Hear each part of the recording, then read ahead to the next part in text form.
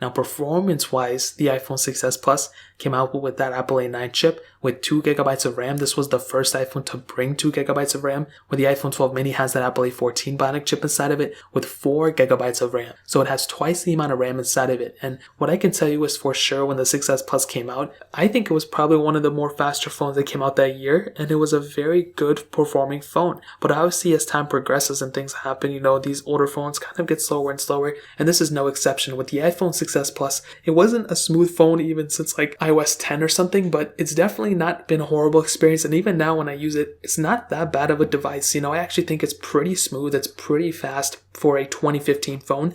But as I said before, if Apple were to release this phone now with the same type of performance as this phone has, I would be thoroughly disappointed. It's not fast. The app opening speeds and things like that, it takes a very long time for some apps to open. And compared to the iPhone 12, even compared to the iPhone 11 last year, I saw pretty big differences. And that's what you're going to be seeing time and time again when you have a device like the iPhone 6s Plus. It definitely is outdated when it comes down to just the performance aspect. It's slow. RAM management isn't as great as it used to be. And it's just not a fast phone, but it is still fairly smooth. For a 2015 device, I'll give it that. It's a very smooth device. The software is optimized for smoothness.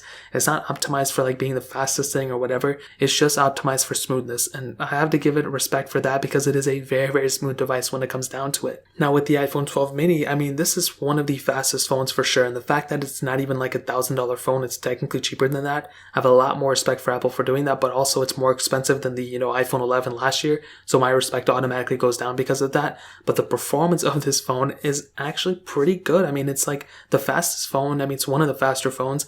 It's very, very smooth. Anything I ever did with this device, it handled it perfectly fine. Like it was a very, very good performing device for the most part. Now, is it perfect? Absolutely not. RAM management on this device for now is not that great. I don't know when Apple's going to fix it. Hopefully they fix it sooner than later. But that is also something that I saw, that the performance on the iPhone 12 mini is very good. RAM management is, hopefully getting better. But definitely when it comes down to it, I have a lot of respect for Apple for putting, this type of chipset on this device. I just do kind of wish they took a little bit more time and making it a little bit of a smoother experience when it came down to the RAM management portion. So in terms of that pretty much covers it up. Now ending it off with